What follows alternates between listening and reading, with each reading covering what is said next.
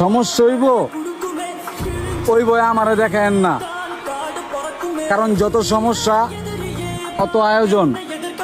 আমার আবার আয়োজনে থাকতে ভাল লাগে।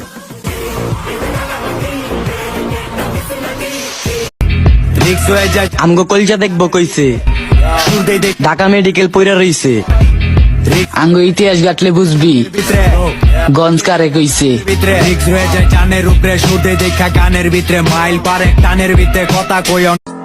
প্রতিশোধ যদি লোয়ার হইতো না ভাই, অনেক আগে লই লইতাম।